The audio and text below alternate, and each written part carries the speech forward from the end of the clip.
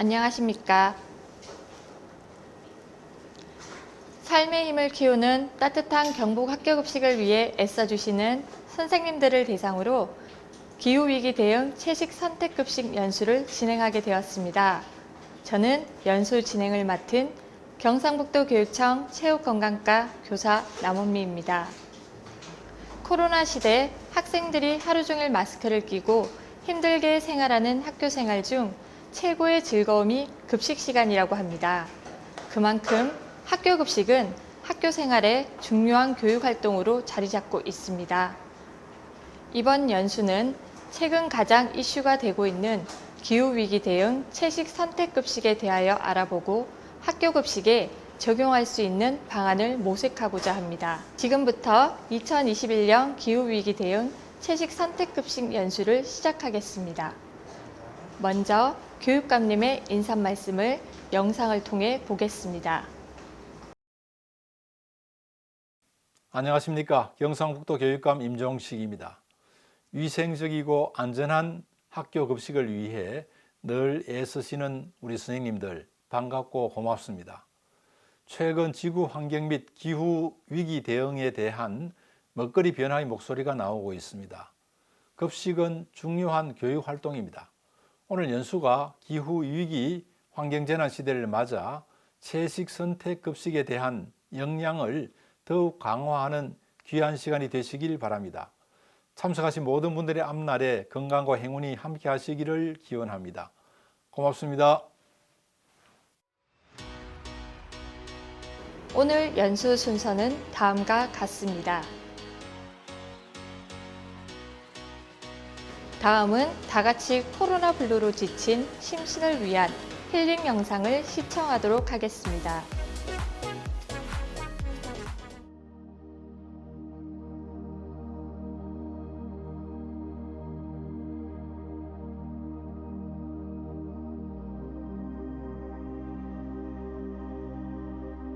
코로나로 인해 지친 마음에 안정을 찾고 스트레스를 날려버릴 수 있는 명상 시간을 가져봅시다.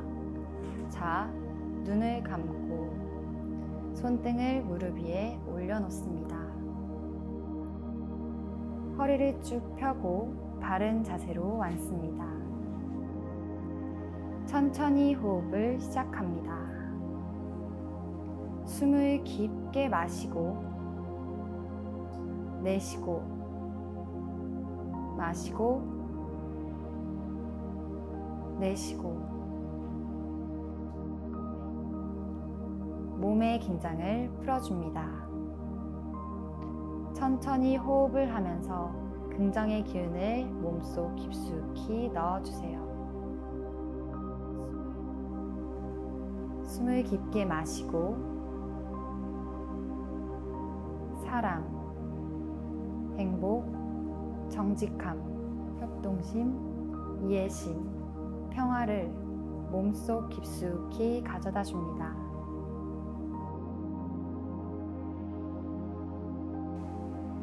숨을 내쉬면서 내 몸의 나쁜 기운을 몸 밖으로 내보냅니다.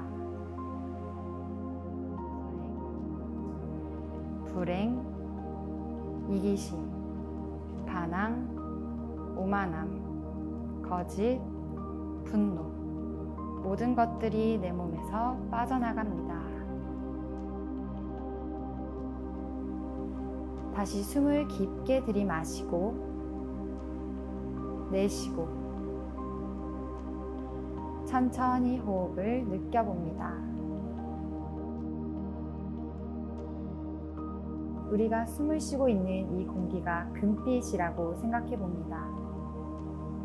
한번 호흡할 때마다 금빛 안개로 내 몸을 가득 채워봅니다.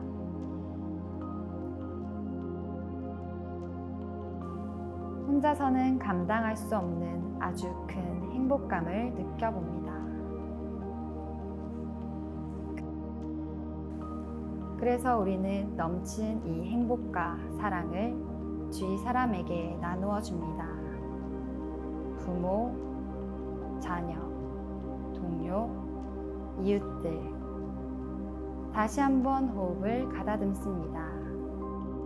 숨을 크게 들이마시고 내쉬고 들이마시고 내쉬고. 자, 이제 눈을 떠줍니다. 양손 깍지를 끼고 머리 위로 크게 기지개를 켜줍니다. 행복해진 마음으로 하루를 시작합니다.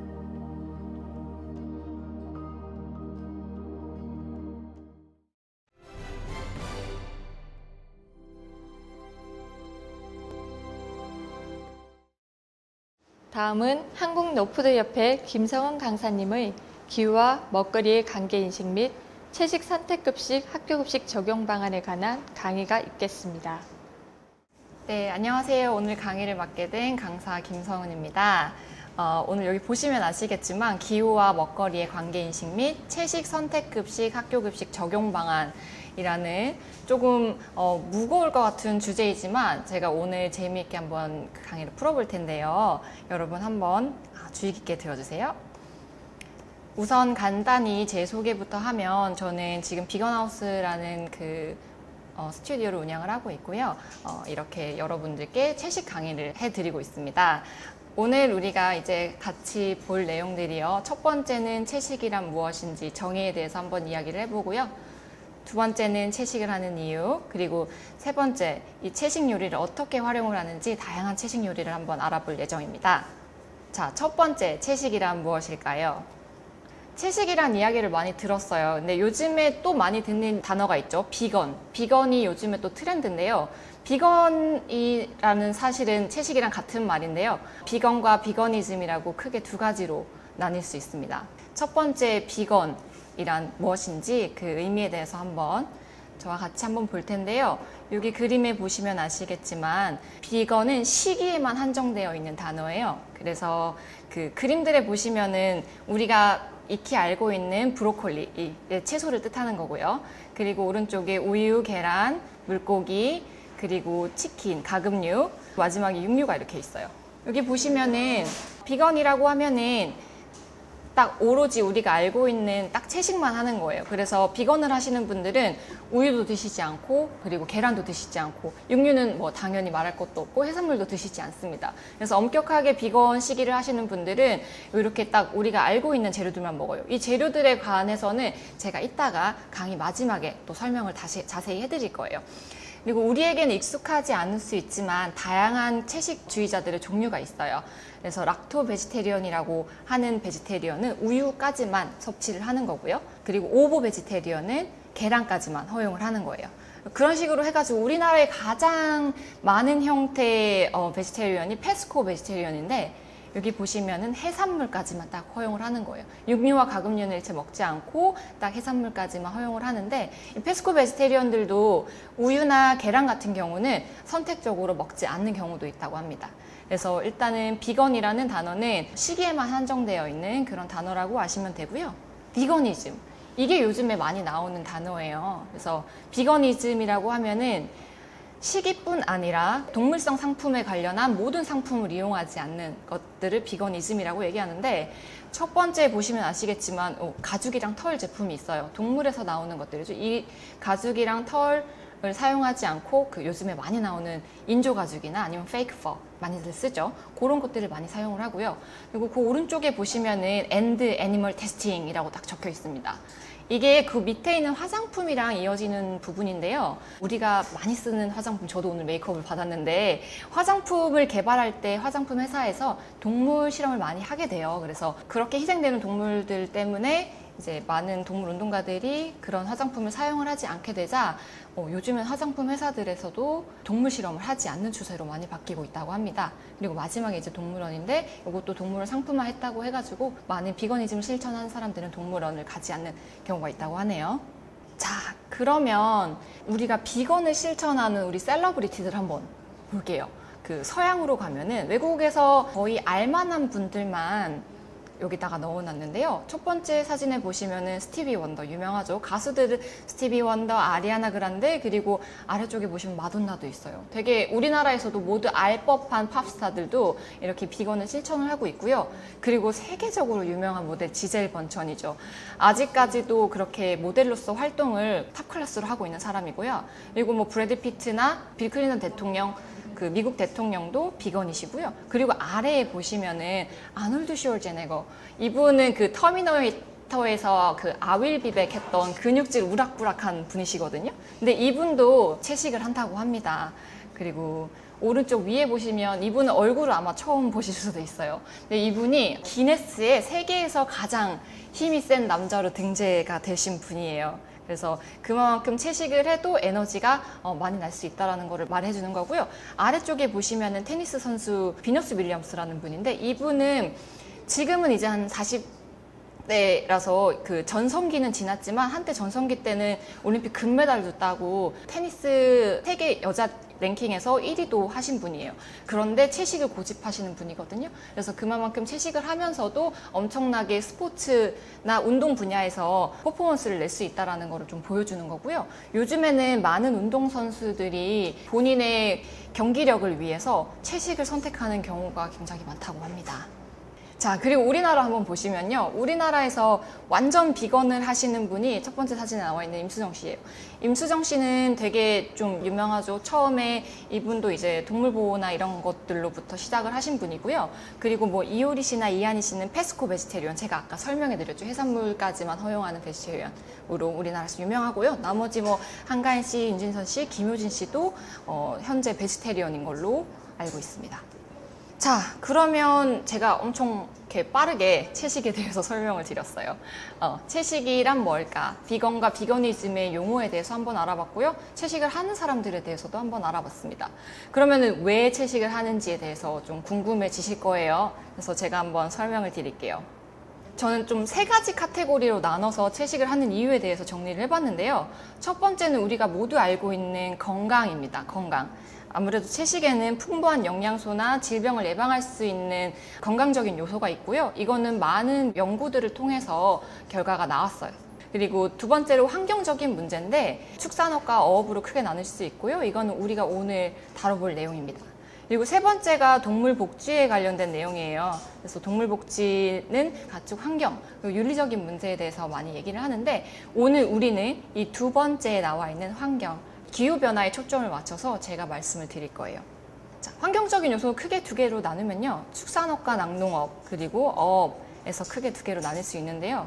축산낙농업에서 나오는 온실가스와 그리고 산림지대를 파괴하는 것들을 제가 보여드릴 거고요. 그리고 어업에서는 과잉 어획이 어떻게 환경에 또 영향을 미치는지도 한번 보여드릴 거예요. 첫 번째, 이거는 유엔에서 나온 그 연구 데이터인데요. 유엔 산하에 있는 FAO라는 연구기관이 있는데, 거기에서 이런 연구들을 발표를 했어요. 그래서 저는 중립을 지키기 위해서 그 유엔에서 나오는 결과들 가지고 왔지만, 좀 더 자료들을 많이 찾아보면은 좀 더 극단적이거나 그런 결과들도 많이 있어요. 여기 보시면은 전체 100%의 온실가스 발생 비율 중에서 24%가 농업, 임업, 그리고 토지 이용해서 나온다고 해요. 24%요. 그럼 35% 에너지 다음으로 두 번째를 차지하는 거죠. 온실가스는 왼쪽에 보시면 뭐 메탄이나 이산화탄소, 아산화질소 같은 온실 것들을 얘기하는 건데요. 이런 것들이 온실가스가 양이 많아질수록 지구 온난화가 더 빨리 일어나겠죠. 온실가스의 발생 비율을 한번 보시면요.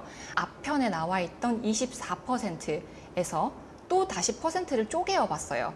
그래서 첫 번째 나오는 게, 거기서 40%가량을 차지하는 게 가축에서 나오는 장내 발효예요. 그러니까 가축이 트림하고 방귀 끼는 데서 나오는 온실가스가 대부분이라는 얘기죠. 그리고 오른쪽에 보시면은 또 사료에 대한 게 있어요. 이 사료에 대한 부분, 그러니까 가축이 먹는 사료에 대해서 온실가스가 발생하는 비율이 또 20%가 넘어요. 그러면 둘이 합쳐서 60%가 넘죠. 그러니까 결국은 이 농업, 임업, 토지 이용에 관련돼서 가축에서 나오는 비율이 3분의 2 가량이 된다는 거예요. 그럼 좀 쉽게 한번 볼까요? 다음에 보시면요. 이게 유엔에서 나온 기사예요. 제가 기사를 발췌를 해온 건데, 가축을 기르는 것이 차를 운전하는 것보다 더 많은 온실가스를 발생시킨다라고 유엔에서 발표를 했어요. 그래서 실제 퍼센티지를 비교를 해봤더니 교통수단에서 나오는 온실가스 비중이 12%고요. 가축에서 나오는 온실가스 비중이 14.5%예요. 우리가 알고 있던 것보다 굉장히 많은 수치예요. 그러니까 우리가 온실가스의 주범이라고 생각했던 차량이나 탈 것에 비해서 가축에서 나오는 온실가스가 더 많다는 거예요. 그러면 식품별로 온실가스 배출량을 한번 조사를 해봤는데요. 제일 많이 온실가스를 배출하는 게 소고기예요. 수치가 60 정도가 되고요. 그리고 소고기에서부터 양고기, 치즈, 새우, 돼지고기, 가금류, 생선, 달걀까지가 비건들은 섭취하지 않는 식품 품목입니다. 그리고 쌀이 나와 있죠. 쌀과 비교했을 때 쌀은 수치가 4예요. 그리고 소고기가 60이라고 비교하면은 쌀과 비교했을 때 고기를 생산하기 위한 온실가스 배출량이 엄청나게 많다라는 것을 알 수 있어요. 자, 이거는 이제 우리나라 통계청에서 나온 자료인데요. 그 국내 1인당 연간 육류 소비량을 비교를 해본 거예요. 1980년대와 2018년도를 비교를 해봤는데요. 우리나라가 비약적으로 발전을 했어요. 그래서 선진국화 되면서 당연히 그에 따라서 육류 소비량도 엄청나게 늘었고요. 선진국이 되면서 대부분의 나라들이 육류 소비량이 같이 늘어요. 그래서 우리나라도 지금 그래프를 보시면 아시겠지만 이게 뭐 2배, 3배가 아니에요. 엄청나게 많이 늘었거든요. 그래서 육류 소비가 늘면은 그만큼 가축을 기르기 위한 토지가 많이 필요하게 되겠죠. 여기 보시면요. 미국 지도를 가지고 미국 토지 사용에 대해서 미국 토지가 어떤 식으로 사용을 되는지 몇 퍼센트가 어느 산업에 할애가 되는지를 한번 조사를 해봤어요. 이제 블룸버그에서 나온 그 연구 결과인데요. 여기 가운데 노란색 네모가 보이죠. 여기가 이게 가축을 기르는데 필요한 토지예요. 엄청나죠? 이게 사람이 사는 것보다 가축이 사는 곳이 토지가 더 많이 필요하다는 거예요. 여기서 지금 보시면 아시겠지만. 그리고 그 오른쪽에 조그만 네모가 있는데 여기가 이제 가축에게 먹이를 주기 위해서 우리가 곡물을 기르는 데 필요한 토지예요. 그러니까 이 전체가 다 하면은 무려 41% 정도가 된다고 해요. 그러니까 이게 미국을 기준으로 봐서 그렇지만 전 세계로 확대를 했을 때 전 세계의 대부분의 토지, 한 절반 정도의 토지가 우리가 육류의 소비를 위해서 쓰고 있다라는 거예요. 자, 그러면은 그 축산업에 대해서는 여기까지 한번 알아보고요. 어업에 대해서 한번 알아보도록 할게요. 우리가 해산물을 먹기 위해서는 뭐 그 양식을 하든지 물고기를 양식을 하든지 아니면은 바다에 나가서 어획을 하는 방법이 있는데요. 이 어획 방법이 굉장히 다양해요. 이것도 되게 많이 발전을 했거든요. 그래서 여기 보시면 여러 가지 방법들이 있는데 여기서 중요한 것들은 이게 이제 그물이잖아요. 거의 다 그물이나 뭐 낚시 바늘이나 이런 걸로 이루어져 있는데 여기서 이제 발생하는 문제점이 뭐냐면 우리가 어떤 특정 물고기, 어떤 특정 생선을 잡기 위해서 나머지 다른 생명체들이 희생이 되어야 된다라는 거를 얘기를 해주는 거예요. 그래서 예를 들어 참치를 잡기 위해서 60%의 참치를 잡기 위해서 40%의 위에 보시면은 바다새라든지 상어, 그다음에 고래라든지 바다 거북 같은 몸집이 큰 아이들이 여기 그물에 걸려서 죽게 되는 경우가 굉장히 많아요. 특히나 고래 같은 경우는 포유류잖아요. 얘네는 숨을 쉬어야 돼요. 수면 위로 올라와서 일정 시간이 되면은 숨을 호흡을 하고 다시 수면으로 내려가는데 그물에 걸리게 되면 얘네가 숨을 못 쉬어요. 그래서 물에서 익사를 하게 되는 경우가 되게 많다고 해요. 근데 여기서 나오는 문제점이 뭐냐면요. 이런 그물들이 바다에 그대로 버려지는 경우가 굉장히 많아요. 우리가 요즘에 대두되고 있는 바다 환경에서 문제가 되는 게 플라스틱이잖아요. 그래서 여러분들도 아마 플라스틱 줄이기에 동참을 많이 하고 계실 거라고 생각을 하는데요. 사실상 이 전체 플라스틱의 절반 이상이 그물이라고 얼마 전에 데이터가 나왔어요. 그래서 그물에서 나오는 그 플라스틱 양이 엄청나고요. 그리고 제가 뒤에서 설명을 드릴 텐데요. 이 부수어획이라고 제가 방금 말씀드린 개념이 결국은 부수어획을 설명을 드린 건데요. 바이캐치라고 해서 예를 들면 뭐 60%의 참치를 잡기 위해서 40%의 다른 바다 생명체들을 희생시킨다고 했잖아요. 그게 바이캐치예요. 그러니까 우연히 잡힌 애들이죠. 얘네를 잡으려는 의도는 없었지만 다른 애들이 잡히는 거예요. 왜냐하면 그물이 뭐 인공지능이 있어서 한 가지 종만 잡지는 않잖아요. 그러니까 그물에 이제 걸린 나머지 덩치 큰 상어나 고래 같은 아이들이 많이 죽게 되는데요. 그게 연간 10에서 40%나 된다고 해요. 이게 연구 기관마다 조금 이 퍼센테이지 차이가 있어가지고 제가 여러 가지 논문들을 찾아봤었는데 범위가 한 10%에서 많게는 40% 정도까지 되더라고요. 그래서 바다거북이나 상어나 돌고래가 죽게 되는데 이게 왜 환경이랑 무슨 관련이 있냐? 오른쪽에 보시면요. 우리가 초등학교 때 배웠어요. 이 피라미드. 생태계가 파괴가 돼요. 요 위에 1급 고등 생물들이 죽게 되면요. 그 다음 밑에 레벨의 애들이 개체수가 엄청나게 늘어나게 되겠죠. 그러면 그 밑에 있는 개체수는 잡아먹혀야 되니까 엄청나게 줄게 될 거예요. 그러니까 생태계가 결국은 다 마비가 돼요. 그러면 생태계의 가장 밑에 단계에 있는 primary producers, 여기 제일 마지막 이 부분을 한번 잘 보세요. 제가 이거를 설명드린 이유가 다음에 제가 설명드릴 부분이랑 연관이 된 부분들인데요. 이 가장 밑에 있는 게 그냥 쉽게 얘기하면 해조류예요. 해조류, 바다 식물들인데 얘가 어떤 역할을 하는지 한번 볼게요.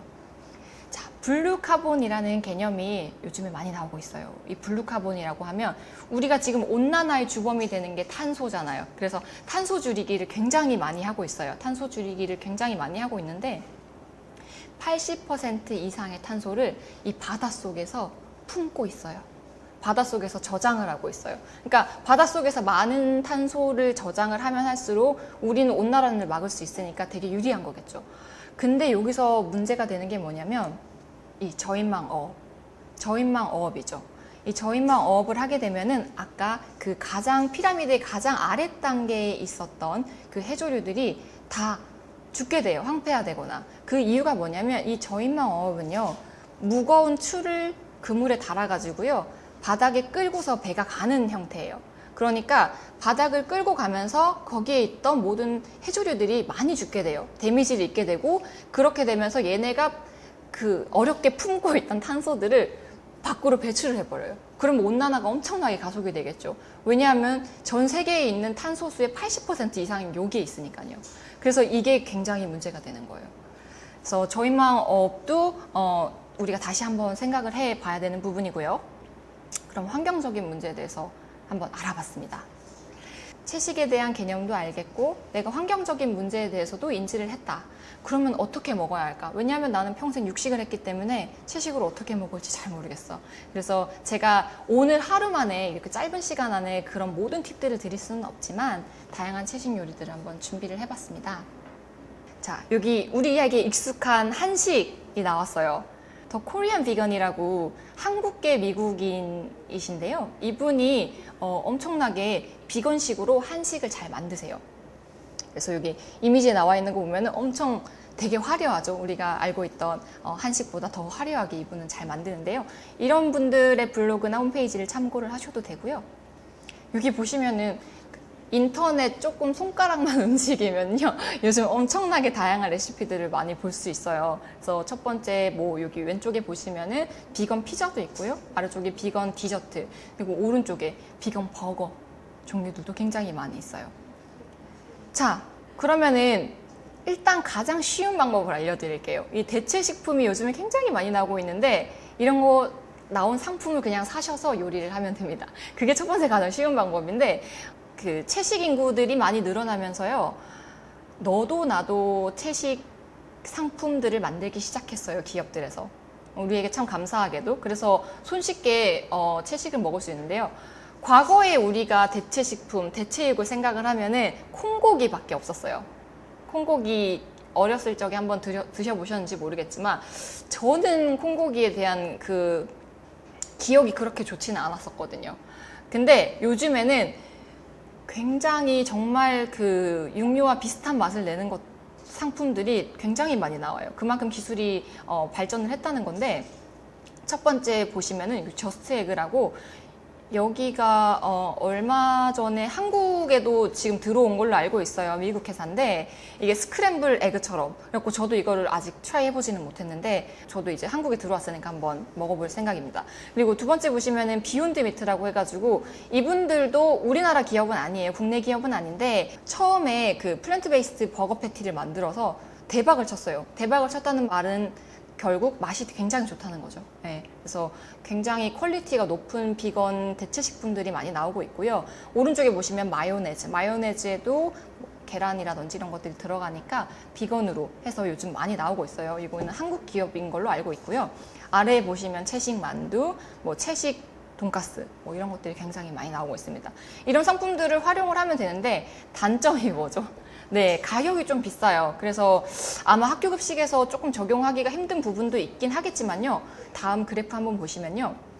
시장 규모가 점점 커지고 있기 때문에 시장 규모가 커진다는 거는 그만큼 가격도 많이 내려갈 거라는 전망이거든요. 그래서 한번 기대를 해볼 만도 합니다. 하지만 아직까지는 우리가 금액의 한계가 있으니 제가 우리가 일상적으로 먹는 재료들을 어떻게 활용을 하는지에 대해서 한번 설명을 드릴게요.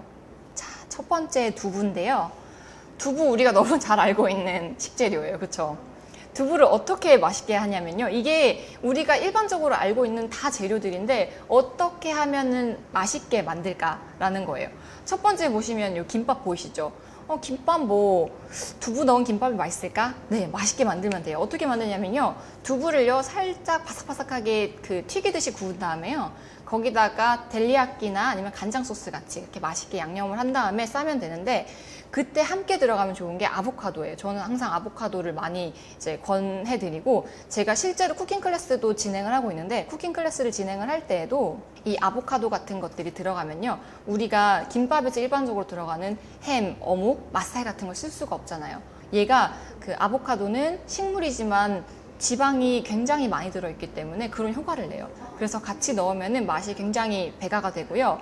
여기서 중요한 포인트는 소스예요. 소스가 굉장히 중요하고 제가 여기서 권해드리는 소스는 된장이나 미소된장을 이용하게 되면요. 우리가 기존에 맛보지 못했던 그런 맛이 나올 거예요. 그래서 이거 같은 경우는 막 육식 좋아하는 제 친구들, 남자분들한테 권해드려도 굉장히 잘 먹더라고요. 그리고 두부를 이용해서 두부 속을 이제 만두 속을 두부로 채울 수도 있고요. 그 다음에 우리가 잘 알고 있는 마파두부나 이런 것들도 있겠지만 두부를 살짝 튀겨서 약간 닭강정 양념 같이 이런 거랑 같이 묻혀서 하면은 튀기면 다 맛있잖아요. 그래서 굉장히 아이들도 좋아할 수 있어요. 그리고 제일 오른쪽에 보시면은 이게 이제 두부가 말랑말랑하는데 이거를 바삭하게 구우면 식감도 좋아지고 맛도 더 좋아진다라는 거고요.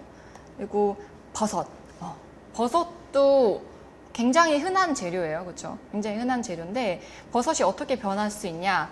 왼쪽에 가장 우리가 흔히 알고 있는 버섯 야채볶음, 그리고 그 아래쪽에 보면 이건 뭘까 싶거든요. 근데 이게 새송이 버섯 알죠? 새송이 버섯을 얇게 썬 다음에 거기에다가 간장이나 그 다음에 물엿 같은 거 살짝 바르고요. 그 다음에 깨 같은 거 살짝 뿌린 다음에 오븐에 바싹 굽게 되면은 얘가 비건 베이컨이에요. 그래서 비건 베이컨은 제가 처음에 이 레시피를 보고 만들기 전에는 좀 이렇게 갸우뚱했었거든요. 근데 이게 쿠킹 클래스를 하면은 가장 인기 많은 메뉴 중에 하나예요. 되게 간단한데 사람들이 한 번도 시도해보지 않은 레시피거든요. 되게 의외의 맛이 나요.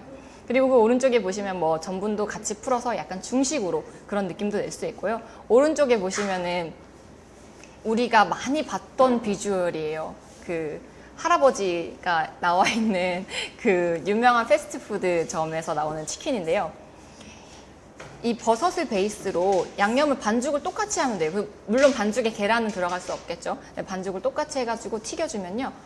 거기에 나오는 소스와 같이 먹게 되면은 맛이 또 좋아진다고 해요. 그래서 튀김류를 많이 활용하는 것도 좋지만 또 튀김에 너무 치중이 되면은 영양적인 부분에서 손실이 있을 수 있으니까 이렇게 다양한 레시피들로 활용을 해보시면 좋겠고요. 그리고 감자도 진짜 많이 사용하는 재료죠, 우리가. 그래서 우리가 한식에서 많이 쓰는 감자전, 그리고 아이들이 좋아하는 회오리 감자죠. 회오리 감자. 스트리트푸드로 되게 유명한 회오리 감자인데 이것도 아이들이 굉장히 좋아할 거고요. 감자 샐러드. 감자 샐러드에 들어가는 마요는 아까 우리가 제가 대체식품에서 보여드렸던 그런 비건 마요 같은 거 활용을 하셔도 되고요. 요즘에는 비건 요거트라든지 이런 것들도 굉장히 많아서 샐러드에 활용하기도 좋습니다. 그리고 세 번째 나와 있는 외지 감자는요. 이거는 제가 수업 때 항상 좀 곁들이는 메뉴로 많이 하는데 되게 쉬운데 사람들이 많이 안 해요. 이거는 우리나라에서 많이 안 하시더라고요. 그래서 여러 가지 시즈닝을 좀 골고루 쓰게 되면 맛이 굉장히 좋아지고요. 가장 오른쪽에 있는 게 감자로 만든 뇨끼예요. 뇨끼. 이태리 사람들이 많이 먹는 뇨끼인데 감자를 삶아가지고 나머지 재료랑 이렇게 반죽을 해가지고 직접 만드는 거예요. 그래서 뇨끼를 만들어서 바삭하게 구운 다음에 파스타처럼 이렇게 뭐 소스를 넣고 만들면은 이것도 굉장히 요즘에는 좀 약간 고급 음식에 속하는 거거든요. 근데 이것도 결국은 감자로 만드는 거예요. 자, 병아리콩이라고 제가 쓰긴 했는데요. 병아리콩뿐만 아니라 뭐 렌틸콩이나 강낭콩이나 다른 콩들을 활용을 하셔도 돼요. 그래서 이 콩들을 제일 왼쪽에 보면은 그냥 바싹하게 오일을 이렇게 묻혀가지고 바싹하게 그 오븐에 넣고 굽게 되면요, 간식처럼 먹기 좋고요. 그리고 아까 제일 처음에 보셨을 때 비건 버거 한번 보셨을 거예요. 버거 안에 들어가는 패티에 콩을 많이 활용을 하거든요. 그래서 이 병아리콩 같은 거랑 그리고 그 갖가지 향신료 있잖아요. 고수랑 뭐 마늘이랑 이런 걸 같이 함께 넣고, 그리고 갈색나게 볶는 양파 아시죠? 갈색나게 볶는 양파를 같이 넣고 푸드 프로세서 같은 거에 같이 이렇게 갈아가지고 반죽을 만들어주면요, 진짜 남녀노소가 좋아하는 그 비건 패티가 돼요. 그래서 비건 패티 아까 전에 그 대체 상품으로 나온 것도 있지만 집에서 만들어 드시거나 아니면 뭐 급식 업장에서 활용을 할 때는 그런 식으로 패티를 만드셔도 아마 좋을 거예요. 그래서 콩을 활용할 수 있는 것들은 다양하게 있고요. 그리고 물론 제일 오른쪽에 보시면은 튀김도 있어요. 튀김, 이게 제가 제일 좋아하는 팔라펠이라는 건데, 팔라펠도 한국 사람들 요즘에는 많이 찾아가지고 이런 식당들도 많이 생기고요. 병아리콩 넣은 커리도 많이 요즘 나오고 있습니다. 자, 그 다음 재료로 캐슈넛이 있는데요. 제가 다양한 견과류 중에서 캐슈넛을 고른 이유는 캐슈넛이 음식에도 활용이 굉장히 많이 돼요. 디저트에도 활용이 많이 되는데요. 왼쪽 하단에 보면은 그 디저트 케이크 있죠. 예쁜 케이크 있는데 얘도 다 캐슈를 불려서 사용을 하는 거고요. 여기 가운데 보시면 요게 이제 푸드 프로세서라는 기계인데, 불린 캐슈와 그리고 뉴트리션 이스트, 그 다음에 마늘, 그 다음에 소금 같은 그런 갖가지 향신료들을 넣고 함께 갈아주면요, 캐슈 크림이 돼요. 그래서 비건을 하시는 분들은 유제품을 먹지 못하기 때문에 이 캐슈를 활용해서 크림을 많이 만들어서 먹거든요. 여기 들어가는 뉴트리션 이스트 같은 경우에는 효모의 한 종류인데요. 비건을 하시는 분들이 많이 챙겨 먹는 거예요. 여기서 우리가 비건 시기를 했을 때 결핍이 될 수 있는 그런 그 영양 성분들, 비타민 B12 같은 것들이 많이 들어있는데요. 비타민 B군이 많이 들어있어요. 그래서 그 영양가도 굉장히 높기도 하면서요. 그리고 이 뉴트리션 이스트 자체가 그 콤콤한 치즈 같은 향을 가지고 있어요. 그래서 캐슈랑 같이 넣고 갈았을 때 되게 크림 치즈 같이 크림의 풍부한 맛을 낸다고 해야 되나? 네, 그런 역할을 하는 아이거든요. 그렇게 해서 오른쪽에 보시면은 버섯과 함께 이런 크림 파스타도 만들 수 있어요. 그리고 컬리플라워인데, 컬리플라워를 제가 넣을까 말까 고민을 많이 했어요. 단가가 조금 있다 보니까. 근데 컬리플라워가 비건을 하시는 분들이 또 많이 활용하는 재료 중에 하나예요. 이것도 마찬가지로 푸드 프로세서에 갈게 되면요, 아래쪽에 보시면은 그 밥 같은 게 있잖아요. 이게 그냥 컬리플라워를 간 거예요. 그래서 김밥을 쌀 때도 밥 대신에 컬리플라워를 넣고서 재료를 넣고 싸는 경우가 많은데, 저게 무슨 맛이 있을까라고 저도 처음에 생각을 했었는데 의외로 되게 맛있어서 진짜 깜짝 놀랐던 그 재료거든요. 그리고 그 비건 식당이나 요즘에는 가보면 이 컬리플라워 튀김을 팔아요. 이게 굉장히 또 맛있어요. 그래서 튀김은 이렇게 모든 그 재료에 지금 빠지지 않고 들어가 있는데 맛있기 때문에 넣었습니다. 자, 그리고 오른쪽에 보시면 피자도 있고요. 이 컬리플라워를 갈아서 밀가루 같은 것과 같이 반죽을 해서 피자 도우를 같이 만들기도 해요. 그래서 이렇게 피자에 활용을 하셔도 되고요. 요즘에 굉장히 많이 먹는 재료죠. 귀리인데요.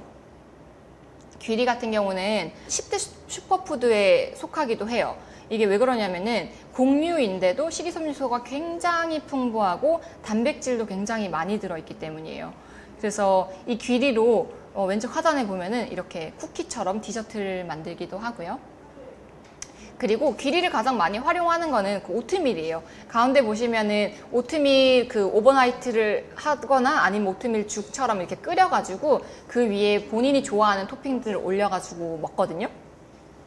저 같은 경우에는 이제 아침 식사 대용으로도 많이 먹기도 하고요. 귀리를 활용해서 먹게 되면은 뭐가 좋냐면, 아까 제가 식이섬유소가 풍부하다 그랬잖아요. 그래서 소량을 섭취를 해도 배가 불러요. 그게 일단은 제일 좋죠. 다이어터들에게 굉장히 좋은 재료라고 할 수 있습니다. 그리고 오른쪽에 보시면 귀리를 활용해서 이렇게 팬케이크를 만들기도 하고요. 여러 가지 식재료들을 제가 다 설명을 해드리고 싶지만 시간에 한계가 있었어요. 그래가지고 제가 이제 또 나머지 식재료들은 조금 그 짧게 한번 설명을 드릴 텐데요. 그 김치가 빠질 수 없겠죠, 식재료에. 네, 비건 식재료에 김치가 빠지면 섭섭합니다. 김치는 뭐 그냥 살짝 볶아만 먹어도 맛있고요. 그냥 먹어도 맛있지만 뭐 볶음밥이라든지 찌개라든지 활용할 수 있는 범위가 굉장히 넓죠. 그래서 김치를 잘 활용하는 것도 중요하고요. 고구마나 옥수수는 말할 것도 없고, 그리고 아까 제가 말씀드렸던 아보카도 같은 경우에는 아보카도는 다른 식물들과 비교했을 때 비교적 지방질이 굉장히 많이 들어있기 때문에 이게 약간 육류를 대체할 정도로 그런 그 음식에서 맛을 내거든요. 그래서 많이 다양하게 활용을 하면 좋고요. 오른쪽 하단에 우유 같아 보이는 것들이 있죠.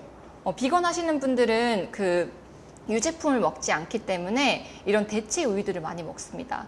하단에 보시면은 왼쪽부터 제가 말씀드리면요, 오트밀이에요. 귀리 우유, 그리고 두유, 그리고 코코넛 밀크, 그 다음에 오른쪽이 아몬드 밀크인데, 제일 처음에 아몬드 밀크가 나왔을 때 사람들 반응이 이거 무슨 맛으로 먹어였는데 요즘 굉장히 많이 먹죠. 아몬드 밀크 많이 먹고, 그 시장이 커지면서 요즘에 귀리 우유도 나오게 되고요, 캐슈 우유도 나오게 되고, 엄청나게 많은 그 식물성 우유들이 많이 나오고 있습니다. 그래서 우유가 들어가는 재료들은 식물성 우유로 대체를 해가지고 넣으시면 돼요. 그래서 저희 베이킹이나 이런 거 수업할 때도 우유가 들어가는 부분들은 이렇게 뭐 아몬드 우유라든지 두유라든지 이런 걸로 대체를 해서 많이 넣거든요. 그래서 그렇게 활용을 해주시면 됩니다. 그리고 맛을 내는 가장 중요한 건요, 뭐니 해도 향신료랑 허브인 것 같아요. 그래서 이 향신료의 맛을 제가 다 지금 보여드릴 수는 없지만 집에서 아니면은 급식소에서 많이 다양하게 활용을 하면서 조금 개발을 하시면요, 음식의 맛의 범위가 굉장히 넓어질 거예요. 그래서 많은 활용을 부탁드리고요. 네, 마지막 레퍼런스를 제가 이렇게 정리를 해봤어요. 중간중간에 궁금한 부분들이 있으면 여기 들어가셔서 찾아보시고 참고를 하시면 되고요. 궁금한 점이 있다면 뭐 이메일을 보내도 좋고요. 그래서 제가 오늘 강의 드렸던 부분들을 많이 참고해서 실제 급식소에서 많은 활용을 했으면 좋겠습니다. 감사합니다. 다음은 선도학교 연구담당 봉하무랴초등학교 최윤경 선생님의 채식 선택급식 선도학교 운영 사례에 관한 강의가 있겠습니다. 안녕하십니까? 무랴초등학교 교사 최윤경입니다. 지금부터 아니마시온 급식 프로그램으로 소쿨한 지구 가꾸기라는 주제로 본교의 채식 선택 급식제 선도학교 운영 결과를 말씀드리도록 하겠습니다. 말씀드릴 순서는 다음과 같습니다. 아니마시온 급식 프로그램을 시작하며 운영의 필요성을 살펴보겠습니다. 채식 선택 급식제의 배경이 되는 문제를 살펴보면 먼저 급격한 육식 위주의 식생활로 인한 각종 성인병의 증가입니다. 식습관은 한 나라의 문화와 경제 상황을 대변하는데 특히 육류의 섭취량은 경제력과 관련이 있습니다. 우리나라의 경우 경제 발달로 70년대에 비해 육류는 40배, 우유는 70배 증가하면서 성인병 예방, 체중 조절 등 건강관리가 사회적 문제가 되었습니다. 다음으로 육류 생산 과정에서 나오는 인위적 온실가스로 인한 환경오염을 들 수 있습니다. 특히 축산업은 인류가 배출하고 있는 온실가스의 약 17%를 차지하고 있어 지구온난화의 주요 원인이 됩니다. 끝으로 학교급식법에 따라 제공하는 학교급식은 학생들의 권리입니다. 종교, 환경 등 다양한 요인으로 인해 채식 인구가 증가하고 있고 학교급식 선택권 보장에 대한 사회적 요구가 커지고 있습니다. 이러한 건강, 환경, 인권 등 복합적 요인으로 인해 채식 선택 급식제가 확산되고 있고 이에 본교에서도 2021년 경상북도교육청 지정 채식 선택 급식제 선도학교를 운영하게 되었습니다. 이어서 운영의 목적입니다. 첫째, 채식 선택 급식제 공감대를 형성하며 둘째, 아니마시온 급식 프로그램을 고안 적용하고 셋째, 공동체와 함께하는 소쿨한 지구 가꾸기를 목적으로 하고 있습니다. 실태 분석 및 시사점입니다. 교원, 지역사회, 학부모, 학생 4가지 측면에서 분석한 결과 다음의 시사점을 도출해내었습니다. 본 프로그램을 통해 교과와 창체가 서로 융합된 기후위기 대응 교육 프로그램을 개발하고 체험과 활동 중심의 ESD 및 STEAM 교육으로 학생들의 흥미를 유도하며 가정과 지역사회와 연계한 환경교육을 실시하고자 합니다. 2. 아니마시온 급식 프로그램을 계획하며 운영의 설계 부분을 살펴보겠습니다. 운영과제 1. 채식선택급식제 공감대 형성. 2. 아니마시온 급식 및 교육 프로그램 제공. 3. 공동체와 함께하기로 구성된 아니마시온 급식 프로그램으로 소쿨한 지구 가꾸기입니다. 프로그램에 사용된 용어를 살펴보겠습니다. 먼저 채식선택급식제란 알레르기성 질환, 소아성인병 환자, 채식인의 자녀 등 육식 위주의 기존 학교 식단이 오히려 병을 악화시키거나 자신의 가치관과 취향과 맞지 않는 경우에 별도의 채식 식단을 선택해 먹을 수 있는 제도를 의미합니다. 아니마시온이란 라틴어의 아니마를 의미하는 것으로 생명력, 활력을 불어넣어 심신을 활성화하는 것을 의미합니다. 기존의 단일 급식제 틀을 벗어나 개인의 자율적 선택을 보장하는 급식으로 보다 생명력 있고 활력이 있는 건강급식을 하자는 취지에서 본교가 선도학교 운영을 위해 구안한 용어입니다. 소쿨은 정말 멋져 라는 뜻으로 기후위기의 주범인 온실가스를 줄이고 생태환경에 대한 관심을 높여 우리 아이들이 지속 가능한 삶을 이룰 수 있는 지구를 가꾸는 것으로 학교, 가정, 지역사회가 함께하자는 캐치프레이즈입니다. 아니마시온 급식 프로그램으로 소쿨한 지구 가꾸기는 기후와 환경을 생각하는 생명력 있는 프로그램으로 지속발전 가능한 지구를 가꾸어가는 실천 중심의 교육활동입니다. 3.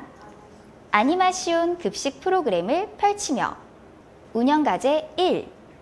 채식선택 급식제 공감대 형성으로 가. 인적-물적 환경 조성 나. 사이버 교육 시스템 구축 다. 교육 공동체 연수 실시 세 활동을 전개하였습니다. 먼저 물적 환경 조성 부분을 살펴보겠습니다. 교실 및 복도 등 학교 환경을 채식과 환경의 테마로 조성하였습니다. 또한 여러 교육 도서와 멀티미디어 자료를 확충하여 자료실을 꾸몄습니다. 끝으로 효과적인 활동을 위해 방송과 홍보시설을 정비하였습니다. 이어서 인적 환경은 다음과 같이 조성하였습니다. 교사는 기후환경 관련 독서토론클럽을 조직하여 초등학생 대상 환경교육을 위해 적극 연구하였습니다. 학생은 에코리더 동아리 등 기후위기 대응 동아리를 조직하여 탐구 발표와 부스 운영 등 내실 있는 활동을 실시하였습니다. 학부모는 온앤오프 라인 밴드를 구성하여 선도학교 운영 관련 모니터링을 실시하였습니다. 채식선택 급식제 관련 유관기관으로 식생활 네트워크 외에 세 곳과 MOU를 맺어 다양한 협력 사업을 추진하였습니다. 기후위기에 대한 인식과 실천 의지를 체득할 수 있도록 학생들의 실제 생활과 관련 있는 교육 환경을 조성하였습니다. 이를 통해 잠재적으로 올바른 생태환경 의식이 형성되어 실천 의지를 강화하는 데 주안점을 두었습니다. 다음으로 코로나 시대에 대응하여 아니마시온 비대면 교육 시스템을 구축하였습니다. 시공간의 제한을 넘어 누구나 쉽고 편리하게 배우며 생각을 공유할 수 있도록 비대면 교육 시스템을 적극 활용하였습니다. 첫째, 스마트 교육 환경 조성. 학생용 태블릿을 전면 교체하고 이북을 설치하였으며 무선 인터넷망을 야외 학습장까지 확장하고 각종 ICT 기자재를 확충하였습니다. 둘째, 쌍방향 소통 활성화. 접근성이 용이하도록 학교 누리집을 개편했을 뿐만 아니라 소셜 네트워크 두 곳에 생태환경 교육관을 만들어 운영하고 있습니다. 셋째, 기후위기 대응해요 기대해 활동으로 크리에이터 운영과 교육용 앱 개발. 본교 선생님들의 교육 정보와 관련 역량을 적극 활용하여 특색 있는 활동을 전개했습니다. 기후위기 및 생태환경 관련 내용을 전 교과 교육과정과 재구성하여 이학습터 콘텐츠 매핑과 개발을 통해 저, 중, 고 3개 강좌를 운영하였습니다. 또한 실생활이 학습의 장이 되도록 기대해 애플리케이션을 개발하여 활용하고 있습니다. 기후위기 대응 채식급식은 인식 개선, 가치관 함양, 저변 확대 방향으로 나아가야 합니다. 그렇기에 요즘 학생들이 친숙해하는 환경과 도구를 활용하는 것이 참여와 생활화를 유도할 수 있기에 언제 어디서든 자신의 생각을 공유하고 참여할 수 있는 장을 만들고자 노력하였습니다. 아니마시온 교육공동체 연수. 학교에서 기후위기 대응 채식급식 선택제를 한다고 하니 채식에 대해 이해가 깊지 않은 사람들은 채식급식에 우려의 목소리를 비췄습니다. 채식선택급식제의 성패는 교육공동체의 동의와 참여입니다. 그렇기에 이러한 부정적인 인식의 전환이 매우 중요하였습니다. 본교에서는 COP라는 실행공동체를 중심으로 기존의 모임이나 활동에 기후위기에 대응하는 생태환경 교육을 접목하였습니다. 처음에는 부담을 주지 않는 범위에서 이해와 동의를 구하고 점차 교육과 실천 활동으로 이어갔습니다. 앞서 말씀드린 바와 같이 교사는 독서토론클럽과 교육연구활동 모임에 참여하였고 추진 실적은 화면과 같습니다. 학생은 유튜브 방송팀과 탐구 동아리를 중심으로 교육활동을 전개하였습니다. 학부모는 기존 학부모 교실을 활용하여 선도학교 모니터단으로 운영을 확장하였고 지역사회와는 MOU 체결을 통해 다양한 협력 사업을 추진하였습니다. 운영과제 2.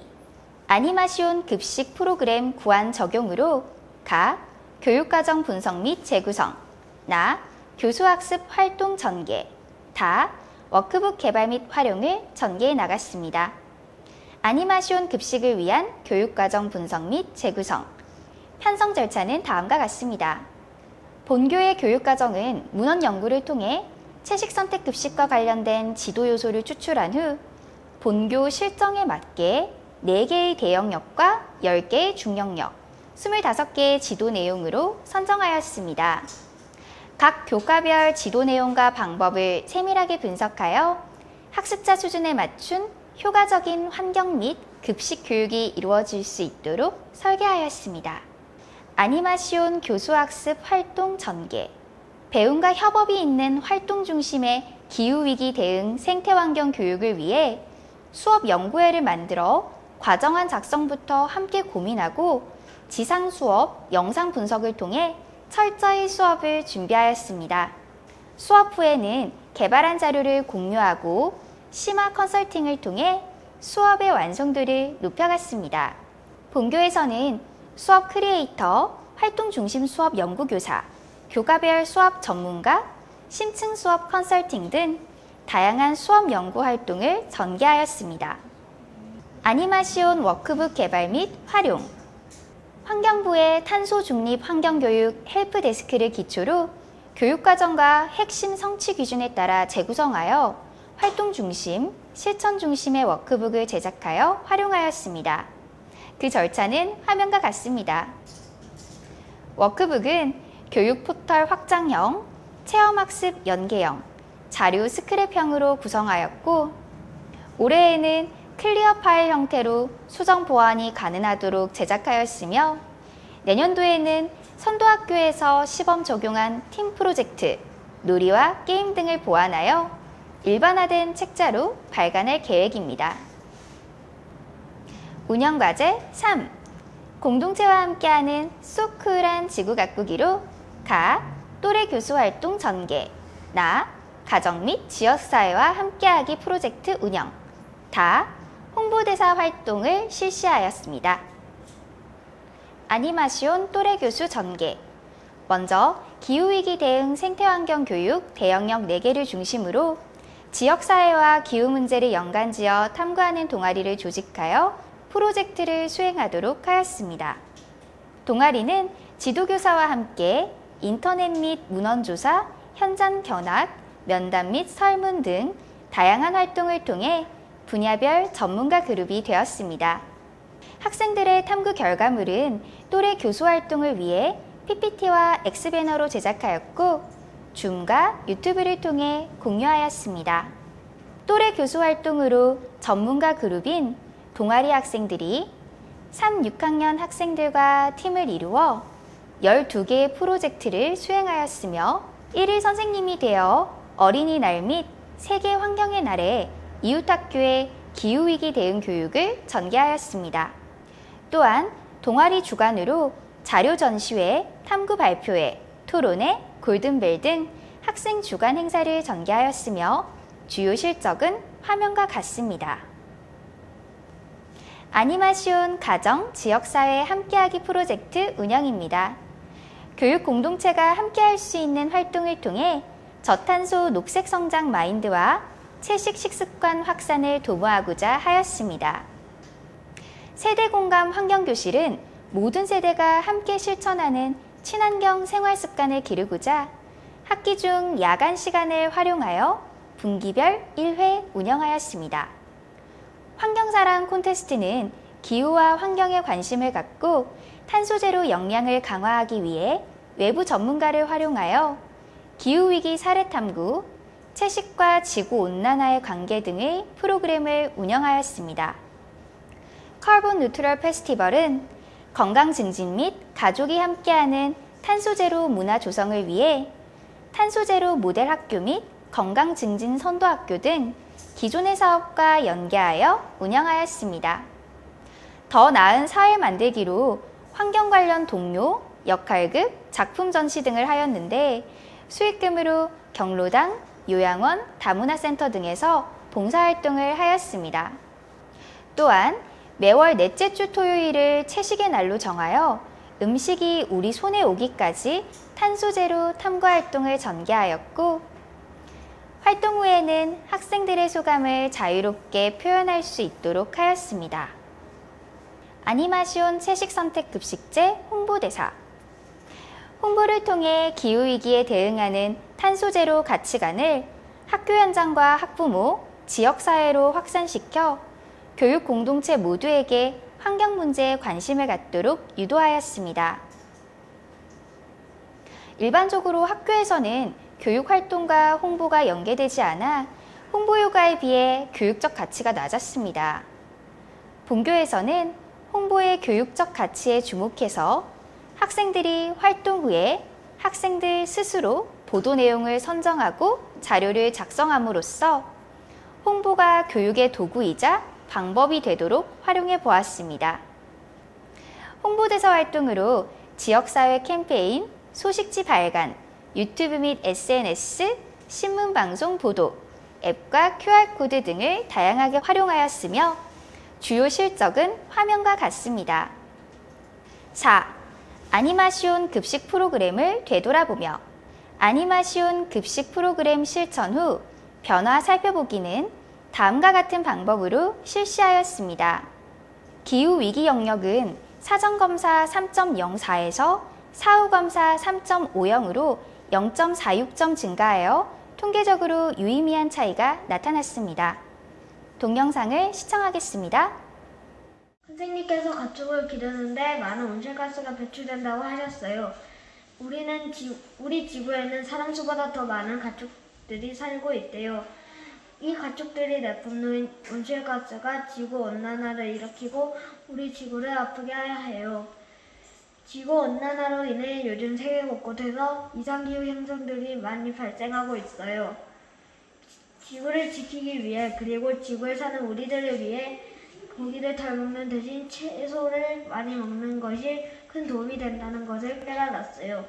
채식이 우리 지구 환경을 지키고 기후 위기를 극복하는 지름길이에요. 생태환경은 사전검사 3.20에서 사후검사 3.66으로 0.46점 증가하여 긍정적인 인식 변화를 확인할 수 있었습니다. 동영상 시청하겠습니다. 사람들이 육식 위주의 식단을 좋아하게 되면서 가축을 많이 기르게 되었고 가축을 기를 땅을 마련하기 위해 나무를 베고 숲을 없앴어요. 우리가 채식을 조금씩 늘리게 되면 자연을 파괴하는 예도 조금씩 줄어들어요. 이 지구에는 우리 사람들만 사는 것이 아니라 많은 동물들과 식물들이 함께 같이 살아요. 모두가 행복하게 살아가는 지구를 만들고 건강한 생체 환경을 가꾸기 위해서 채식이 무척 중요하다고 생각해요. 앞으로도 꾸준히 실천해서 아름다운 지구를 만드는 데 앞장설 거예요. 지속가능 발전 역시 사전검사에 비해 사후검사에서 0.77점 증가하여 프로그램 전개 후 유의미한 변화 모습을 보였습니다. 동영상 시청하시겠습니다. 많은 아이들이 그렇듯 저 역시도 어릴 때는 채소를 골라 먹고 편식하기도 했었어요. 아이들이 채식을 생활 속에서 실천하게 하려면 무엇보다도 인식의 변화가 중요합니다. 단순히 나의 건강을 위하는 것뿐만 아니라 채식의 확대가 가축 생산을 줄이고 탄소 배출량도 줄이고 해서 지속 가능한 발전을 이루는 그런 환경을 위하는 일임을 알게 하고자 노력했습니다. 우리 아이들도 나의 행동 하나가 미래 환경에 영향을 미친다고 생각하면서 채식을 보다 긍정적으로 생각하면서 실천할 수 있도록 그런 생각을 키우는 데 노력을 했습니다. 채식 관련 식습관도 0.62점 증가하여 채식에 대해 긍정적인 태도로 변화해 가는 것을 확인할 수 있었습니다. 동영상 시청하시겠습니다. 채소를 좋아하지 않고 편식하는 친구들이 많아서 처음에는 채식의 날과 매주 샐러드바를 구성하는 것에 고민이 참 많았습니다. 저 스스로도 채소를 이용한 다양한 음식들을 많이 찾아보고 주변 선생님들과 함께 고민하며 여러 채식 레시피들을 개발하게 되었습니다. 이러한 노력 덕분인지 아이들이 채식에 대해 거리낌 없이 맛있게 점심 식사를 즐기며 높은 만족도를 보이고 있습니다. 채식이 단순한 건강만을 생각하는 것이 아니라 우리 지구 환경과 미래를 위해 앞으로 여러 학교에서 관심을 가지고 확대되어야 한다고 생각합니다. 지구야, 그만 변해. 우리가 변할게. 아니마시온 급식 프로그램 만족도는 다음과 같습니다. 학생, 학부모, 교원, 프로그램에 대해 모두 높은 만족도를 보이는 것으로 나타납니다. 구성원들의 소감을 동영상으로 들어보겠습니다. 아니마시온 급식 프로그램 활동을 하면서 무엇을 느꼈나요?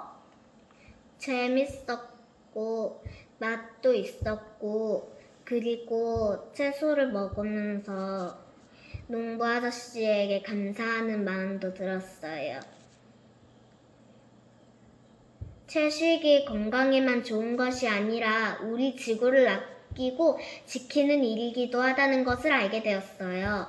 또 우리가 직접 채소를 기르고 농사도 지어보니 식재료 하나하나가 얼마나 소중한지도 느끼게 되었어요. 우리 가족들뿐만 아니라 주변 사람들에게도 채식을 널리 알리고 싶어요. 학교에서 채식 교육을 실시한다고 했을 때 어떠셨나요? 처음에는 학교에서 채식 교육을 실시한다고 했을 때는 부모로서 걱정부터 앞섰어요. 가정에서는 아이들이 채소나 과일을 편식하고 또 다른 거는 많이 안 먹고 고기 반찬만 더 필요한 거 찾고 또 아이들 고기를 찾으니까 더 필요한 것이 아닐까 생각했거든요. 하지만 학교에서 1년간 추진해온 활동을 살펴보니 우리 집에서 가정에서 식단에 고기가 얼마나 많은 비중을 차지하고 있었나 그런 생각이 들면서 반성을 하게 되더라고요. 우리 기후 위기를 극복하기 위해서라도 가정에서 채식을 점차 늘려가고자 다짐을 한번 해봤습니다. 아니마시온 급식 프로그램 운영이 효과적이었나요? 처음에는 저 역시 채식의 중요성에 대해 다소 무지했던 것 같아요. 하지만 학생들과 1년간 아니마시온 급식 프로그램을 운영하면서 채식에 대한 이해를 좀 더 넓히고 기후 위기와 생태 환경에 대해 깊이 있게 생각해 볼 수 있었습니다. 이러한 인식의 변화가 앞으로 미래를 살아갈 우리 아이들에게 꼭 필요한 교육이라고 생각합니다. 5. 아니마시온 급식 프로그램을 마치며 결론입니다. 채식 선택 급식제에 대한 관심과 이해가 향상되었으며 교원의 교실 수업 개선 의지를 높일 수 있었습니다. 기후위기에 대한 이해와 탄소제로 생활 습관을 형성할 수 있었고 균형 잡힌 식습관을 기를 수 있었습니다. 교육 공동체가 생태 환경의 소중함을 깨닫고 친환경적 가치관을 함양하게 되었습니다. 이것으로 경상북도 교육청 지정 채식 선택 급식제 선도학교 운영 보고를 마치도록 하겠습니다. 끝까지 경청해 주셔서 감사합니다. 다음은 신강초등학교 최일학 영양선생님의 채식 선택급식 교사 동아리 활동 사례에 관한 강의가 있겠습니다. 안녕하십니까. 저는 채식 선택급식 교사 동아리 활동 사례에 대해 강의할 신광초등학교에 근무하고 있는 영양교사 최예랑이라고 합니다. 이번 강의는 채식 동아리를 시작하게 된 이유, 두 번째는 학교 수업 적용 사례, 세 번째는 학교 급식 적용 사례, 네 번째는 앞으로의 계획 순으로 진행하도록 하겠습니다. 먼저 채식 동아리를 하게 된 이유입니다. 선생님께서는 채식을 해야 하는 이유에 대해 생각해 보신 적이 있으신가요? 왼쪽의 사진을 보시면 호주의 초대형 산불, 2020년 한국의 50일간 이어진 장마, 캘리포니아의 역대급 폭염, 아마존의 불의 모습입니다. 이 모든 일들은 지구온난화와 관련 있습니다. 그래서 우리는 지구를 지키기 위해 하루빨리 채식을 시작하여야 합니다. 기후위기를 해결할 방법은 채식밖에 없습니다. 따라서 선생님들께서 채식에 대해 조금 더 쉽게 다가갈 수 있도록 어떻게 학교에서 적용하고 있는지에 대해 보여드리려고 합니다. 두 번째로 학교 수업 적용 사례에 대해 말씀드리겠습니다. 채식에 대해 거부감이 있는 학생들에게 무조건적으로 채식을 요구하는 건 큰 의미가 없습니다. 또한 기후위기를 막는 방법으로 채식급식을 시행한다고 하여도 학생들이 그것을 잔반으로 다 남긴다면 그것 또한 의미가 없다고 생각됩니다. 그래서 채식급식을 하기 전 학생들에게 채식 관련 영양 수업을 하는 것은 매우 중요합니다. 수업을 통해 채식에 대한 인식을 바꿀 수 있기 때문입니다. 화면에 보시는 바와 같이 저학년 채소 종이 접기 수업을 하고 난 후 결과물에 대한 사진입니다. 탐정 놀이를 통해 학생들의 촉감을 이용하여 채소 맞추기 게임을 진행하였으며 그 후 색종이로 채소를 접어 채소 바구니를 만들어 보는 활동을 하였습니다. 다음으로 고학년 지구 그림 그리기 수업입니다. 채식과 지구온난화에 대해 포괄적 문제 해결 학습법으로 공부를 하고 난 후 우리가 바라는 미래의 지구 그림 그려보기를 하였습니다. 이어서 5, 6학년 실과 과목과 영양 수업을 연계한 수업에 대해 설명드리겠습니다. 채식과 지구온난화에 대한 수업을 한 후 학생들이 직접 채식 레시피를 개발하여 학교 앞 마트에서 장을 보고 조리 실습을 했던 수업 사진들입니다. 총 6차시로 구성하여 진행하였으며 학교에 있는 작은 텃밭도 활용하여 전교생에게 호기심을 이끌었던 수업이었습니다. 급식 시간에 진행한 지구본에 깃발을 꽂아보는 활동 사진입니다. 학교 급식에서 채식의 날을 진행할 때 채식과 지구온난화를 떠올리면 생각나는 말을 깃발에 적어 지구에 꽂아보았습니다. 환경을 생각하는 학생들의 여러 가지 생각들을 볼 수 있는 너무 좋은 활동들이었습니다. 세 번째로 학교 급식 적용 사례에 대해 말씀드리겠습니다. 제가 근무하고 있는 학교에서는 한 달에 한 번 채식의 날을 정해 고기 없는 식단으로 학생들에게 제공하고 있습니다. 경북에서 정한 기준으로 우유, 달걀, 과일, 생선까지 허용되는 채식주의자의 한 종류인 페스코로 급식을 제공하고 있으며 조리 방법과 행사 등을 다양하게 하여 학생들이 좋아하는 날이기도 합니다. 앞에서 말씀드린 채식의 날 행사 중 하나입니다. 채식의 날에 국물을 제외한 나머지 음식을 다 먹고 나온 학생들에게 지구 젤리를 지급하여 보았습니다. 학생들의 반응은 뜨거웠습니다. 이 행사를 통해 평소에 편식이 심한 학생들도 다 먹을 수 있는 것을 보고 채식에 대해 조금 더 알리고 노력해야겠다는 생각을 들게 한 행사였습니다. 채식 수업과 채식의 달 행사를 끊임없이 하였고 그 결과 채식을 왜 해야 하는지 몰랐는데 수업을 한 후 채식 급식을 하니 지구 지킴이가 된 것 같아 기분이 좋아요. 선생님, 채식이 이렇게 맛있다고요? 믿기지가 않아요. 저 이런 식단이면 매일 나와도 먹을 수 있을 것 같아요. 처럼 학생들과 타 교사들의 긍정적인 반응을 볼 수 있었습니다. 네 번째로 앞으로의 계획에 대해 말씀드리겠습니다. 우리는 항상 공장, 자동차, 가전제품을 통해서만 지구온난화가 일어난다고 생각합니다. 하지만 환경 파괴의 가장 큰 원인이 전 세계인들의 무분별한 육식이며 그로 인한 공장식 축산 때문입니다. 공장식 축산이 환경 파괴의 가장 큰 원인이 되는 이유는 보시는 바와 같이 아산화질소, 블랙카본, 메탄 이 세 가지 물질 때문입니다. 첫 번째 아산화질소는 농경지에 뿌리는 비료에서 발생하며 이산화탄소보다 298배 위험한 물질입니다. 두 번째, 블랙카본은 숲을 태울 때 발생하는 검은 그을음으로 이산화탄소보다 2530배 위험한 물질입니다. 마지막으로 세 번째, 메탄은 가축의 방귀, 트름, 그리고 배설물에서 발생하며 이산화탄소보다 56배 위험한 물질입니다.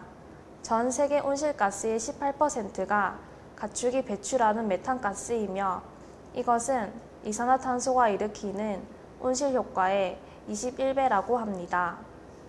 보시는 바와 같이 고기 1kg을 생산하는 데는 16,000리터의 물이 필요하지만 감자 1kg을 생산하는 데는 130리터의 물만 있으면 됩니다.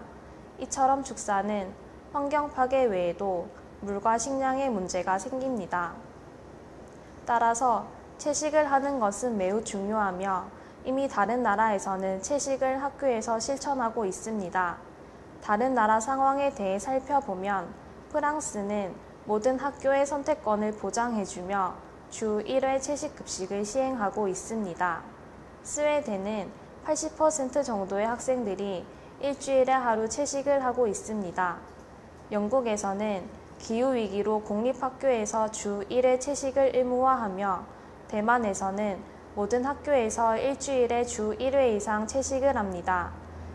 이처럼 지구촌에서는 채식을 통해 기후변화를 막고자 하는 움직임이 활발하며 최소 일주일에 한 번은 학교 급식을 통해서 채식 급식을 제공한다고 합니다.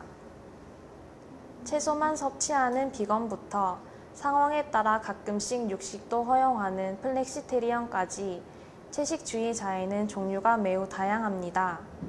앞서 말씀드렸던 것처럼 경북의 기준은 페스코이며 페스코는 채소, 달걀, 우유, 생선까지 제공할 수 있습니다. 채식을 할 경우 이산화탄소를 감량할 수 있는 효과는 우리의 생각보다 큽니다. 육류를 완전히 배제하는 식단을 먹으라고 강요하는 것이 아닌 스스로 선택해서 줄여나가는 채식의 방법이 가장 좋습니다. 앞으로의 채식 급식 계획에 대해 말씀드리겠습니다. 저희 채식 동아리는 위에서 본 것과 같이 영양교육 자료 개발, 채식 레시피 개발, 채식 급식 적용을 위해 모였습니다. 경북에서 갑자기 시행되는 채식의 날이라 많이 당황스러우실 수도 있지만 선생님들께서 보다 쉽게 접근하실 수 있도록 동아리에서 많은 자료들을 개발 중이며 저희는 지구를 지키기 위해 하루라도 빨리 채식을 학교 급식에 도입하여야 합니다. 교육과 레시피 개발을 통해 학생들과 교사 그리고 나아가 삶에서까지 채식을 실천할 수 있도록 꾸준히 노력해야 합니다. 여기까지 채식 선택 급식 동아리 활동 사례에 대해 말씀드렸습니다. 감사합니다. 가장 중요한 이수자 등록은 컴퓨터 또는 스마트폰을 활용하여 설문지 응답 및 제출을 하시면 등록 완료자에 한하여 연수로 인정받습니다. 이상으로 기후위기 대응 채식 선택급식 연수를 모두 마치도록 하겠습니다. 감사합니다.